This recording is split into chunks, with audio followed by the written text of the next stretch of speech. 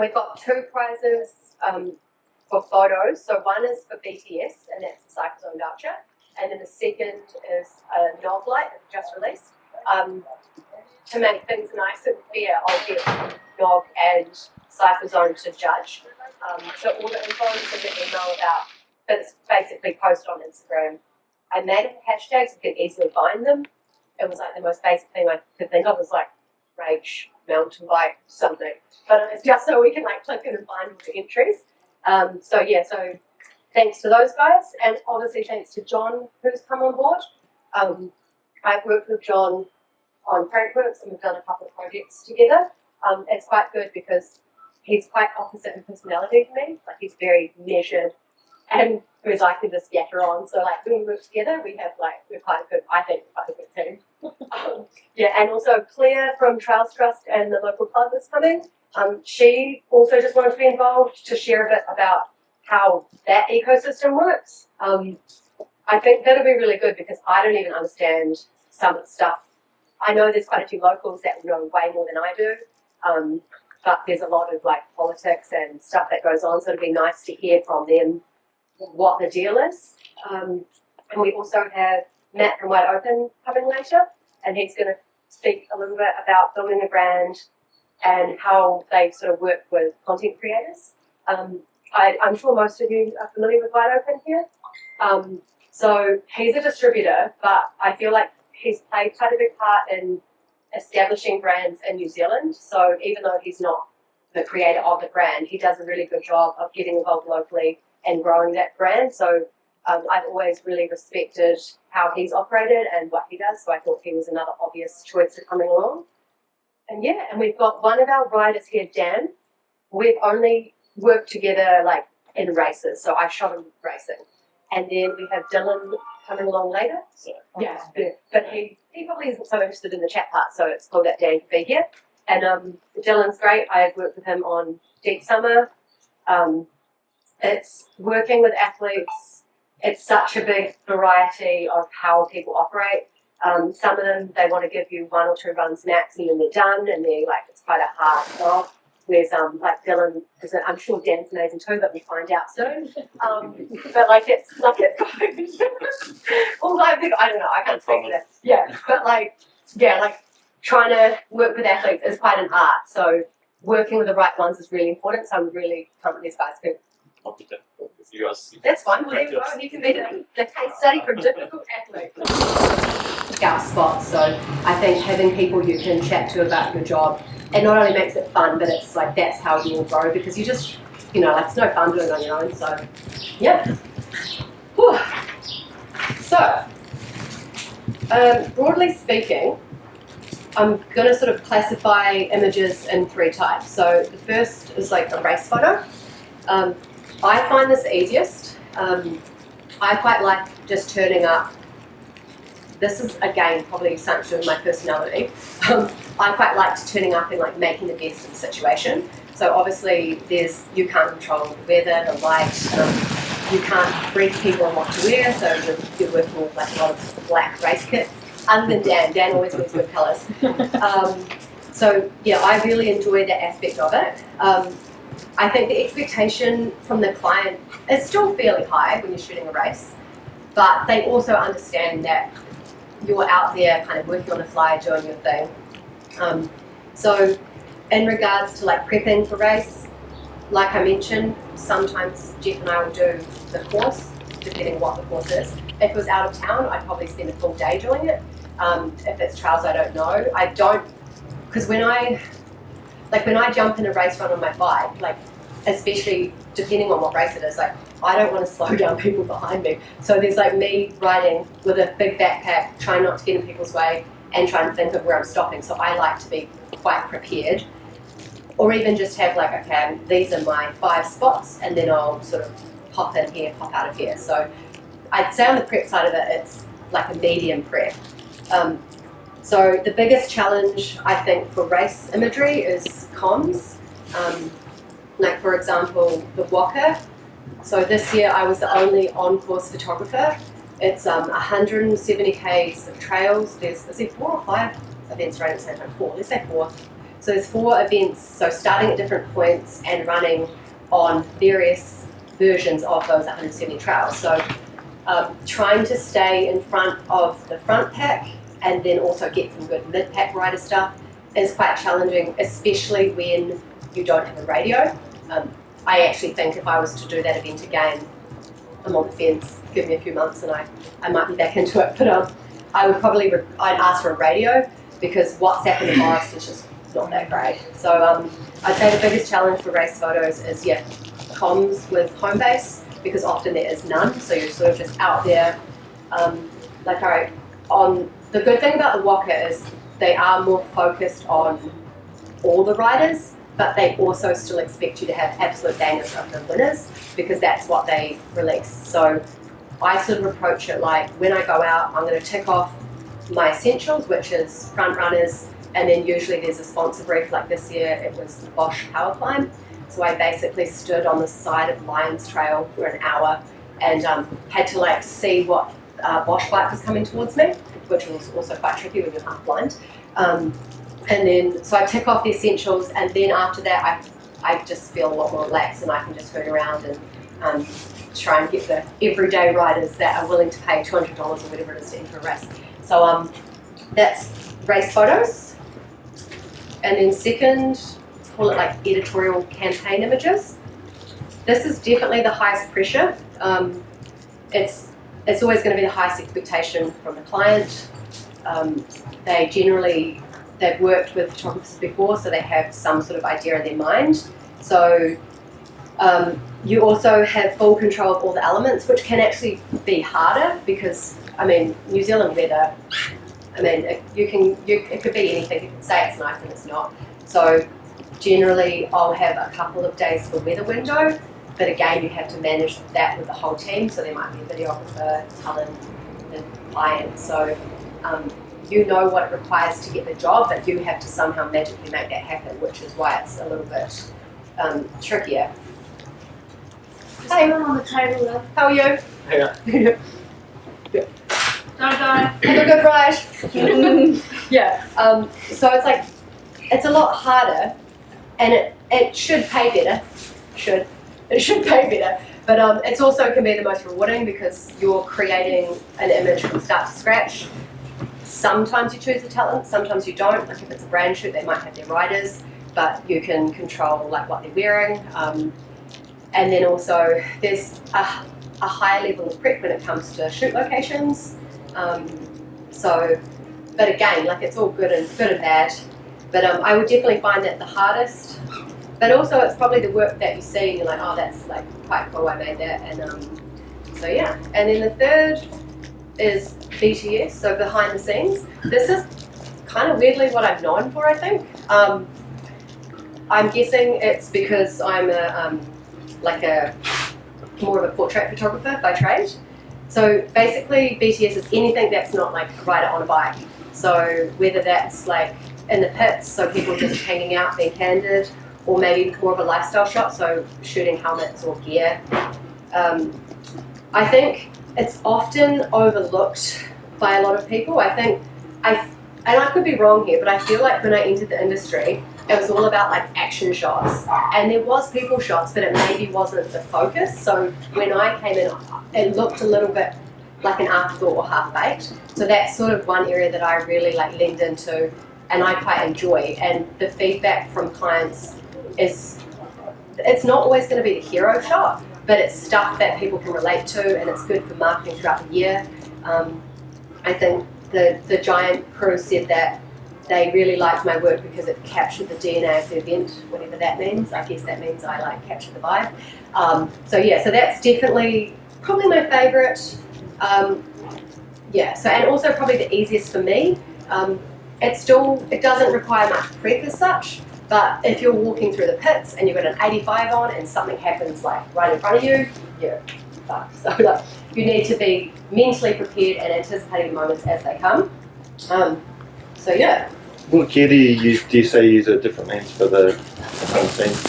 So generally when I'm walking the pits, I just stick on a 50 or a 24. 50 is sometimes too tight, but I think it's the most beautiful image. but it has to be like perfectly framed. Whereas 24 is quite wide, so you have to get quite up there. So you have to feel quite comfortable getting in people's faces, basically. I don't shoot with like zooms that often, although I have got the 28 to 70 that I want to try out, but I'm still on the fence with that one. And then sometimes if you weren't super comfy with getting up people's faces, you could take the approach of shooting with like a 70-200 or an 85 and basically like be snipering people. But again, you've got the risk of people stepping in front. It's just a lot harder to get a cleaner shot from a distance. So that's why I like a 50, I can kind of be here and like nobody's gonna step in front. Whereas with a 70-200, you've got bikes, people, like heaps of things like muddying up your shot. But yeah, I will talk a little bit about like my career and how I got here. I actually had a whole page about that I just like flipped it over. So Michael's one of the Michaels, sorry, there's so many Michaels. Not you. So Michael's heard this, so where is he? Where's Michael? Oh, there, sorry, there's a light in front of you, so I couldn't see you. Yeah, so sorry, you've already heard this before.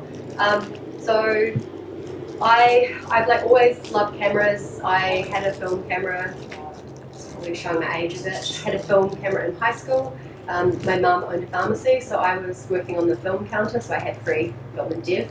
Well, I just didn't pay for it. So that really helped. My school that I went to didn't offer photography, so I've never studied anything formally, but I just love taking photos.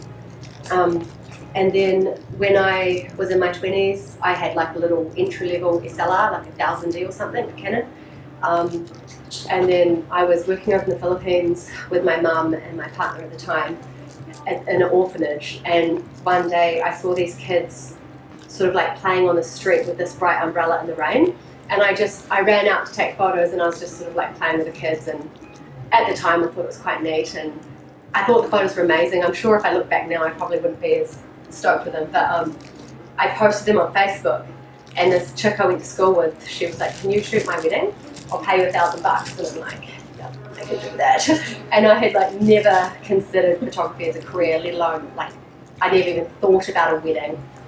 Like it was quite foreign to me. And so my partner at the time, he jumped on board and went and bought a 5D Mark II, which at the time was like a pretty baller camera. And so we shot this first wedding together. It was a pretty typical Whakatane wedding. There was a couple of RX-7s doing skids. Yeah. We got the shot of like the bride and the groom with the cars doing skids behind. And basically it got picked up by this Rotary page on Facebook and it had something crazy like 9,000 shares or something. And from that wedding we got 6 bookings and then I sort of just like became a wedding photographer. And it was definitely not intentional. So I was quite just chucked straight in the deep end. I'd say 3 years into my wedding career, I was probably peaking as far as like volume goes. We were shooting 60 weddings per year. We also had 2 kids at the time, 1 each. And I think so 3 years in, we're turning over like 250K of just weddings, which was, I mean, at the time we're like, wow, this is amazing, but it was pretty horrible from the fact of you're working like Thursday, Friday, Saturday, you'd travel after every wedding to the next, and then this is like, there was no AI editing back then, so you'd have a constant backlog of 8 jobs, whereas now I turn over jobs in like 48 to 72 hours because I hate a backlog. Like I don't want to know about, I don't want to have like 8 people's jobs on my hard drives. But anyway, so we did that for a few years. Then I had my second child and she was born with a heart condition, which meant I had to spend quite a bit of time in Starship. So I took a bit of a step back from the business. Like I say that, but I was like answering calls in hospital and like it was, I think I answered a call in labour, like it was, you're never like that far from your business. So I did that for a few more years and yeah, so fast forward, we split up and I got to take over the business, which was like a really nice opportunity to really rethink what I was doing. I didn't like that lifestyle, like I wanted to spend more time with my girls, and I just wanted to have some weekends back, because it's like I missed basically like 5 years of friends' birthdays, wedding, like their weddings, unless I was shooting it. Like there was just so much I missed in those first 5 years of business. So I decided to cut that to 15 max per year, which is still kind of like my rule. And I'm quite selective with my wedding clients. I'm quite lucky because I get really chill, amazing clients. So people are like, oh, weddings, but I'm like, my brides are awesome. Like they're not, occasionally you have subpar, but like mostly my couples are amazing. I thought I was going to deep dive film. So prior to COVID, I started shooting a lot of, and I'm not talking video, I'm talking like 35 film, that film. I really loved my fashion. I love shooting models. So me and my friend, we basically once a month we decided that we're going to do a little shoot for no client, just for ourselves. So we were just shooting for fun, burning film, and that was really fun. And my goal at the time was to shoot, I wanted to shoot international fashion campaigns on film. Might have been a bit lofty. I did do a couple. I did one for Wrangler. I did a few smaller New Zealand ones. But I very quickly learned that like fashion just wasn't for me. The clients were very fickle, very last minute. The pay was crap. There was so much like creative energy would go into this one job, and it just didn't pay off dividends, and it started to not be as fun. So I decided to dial back the fashion and just shoot film for fun. And I go in and out, like I'm back into it at the moment. I just shot a couple of roles on the West Coast, but film for me is like my fun part of photography. It's never going to be commercially viable for me unless I put full focus, which I don't really want to do. And then also COVID hit, so that shook up everything. Obviously no one's getting married. I was scrambling. I was paying my mortgage on my own. I luckily just got a flatmate the week before COVID hit, otherwise I don't actually know how I would have survived. And I was hustling anything I could. So I was shooting like bread companies would send me their bread, and I'd do like style shoots with a loaf of bread, or like I was doing all sorts to just pay the bills over COVID. And then fast forward a couple of years, I decided to get back into my riding. I used to ride maybe like 10 years ago, but I told myself the story that you can't be a wedding photographer and ride bikes because you can't shoot with broken arms. And I still think that's probably true, but now I'm like, well, maybe one broken arm. So got back into riding, and then Graham Murray, he hit me up one day to ask if I wanted to do Deep Summer, and I was like, I had not heard about Deep Summer. Oh, I maybe had, because Thomas won it the year before. And I thought, yeah, why not? At that point, I probably shot bikes once, very casually, and I'd taken the camera out at the motocross track a few times, but I was definitely not an action sports photographer. Like the whole thing was, it kind of like hurt my brain, like going from like shooting a bride walking towards you versus like shooting a bike screaming down a trail is quite a different skill. So I went into it with the idea to just not embarrass myself. Like that was my sole goal. I wanted to do the challenge, but I had no expectation of definitely not winning. I just wanted to just create something that I could watch and not completely cringe at. And so I really leaned into my strengths, which was shooting people. I drilled him on like how it all works, what they're looking for. And then I spent a good bit of time on my narrative, because from the advice Thomas gave me, he said like they're really after a story. Like everyone can put a banger slideshow together. Well, not everyone, like lots of people can put like 15 banger images and some average mediocre stuff in between. But the only chance I had was telling like a nice start to finish story. So I sort of leaned into what I was good at, and I designed the shoot around that. And then Thomas, like basically we sat at his computer till 3 a.m., 4 a.m. making a slideshow. I would just be like, that one, not that one, and he would have a good idea, and I'd be like, not that one. So basically he did the slideshow, but it was really good having Thomas on my team. And yeah, so we won it, which was very unexpected. And then once again, I had a new career. Then I was a bike photographer. Yeah, so again, like I thought I'd win and that would be that. But from that, I gathered a bit of traction as a sports photographer now. And so I was really into it because I love, after working on my own for so long, it was really nice working on projects with other people, because that's something I really miss in my job as a wedding photographer, because you turn up on your own, you're like in the zone all day, you leave and you basically like just recover the next day. So Matt from Wide Open, who was obviously speaking later, he brought me on to do some local stuff. We did a New Zealand sweat protection shoot, which he had only just brought on the franchise, and the international team saw that shoot and were keen to give him the latitude to do the international campaign.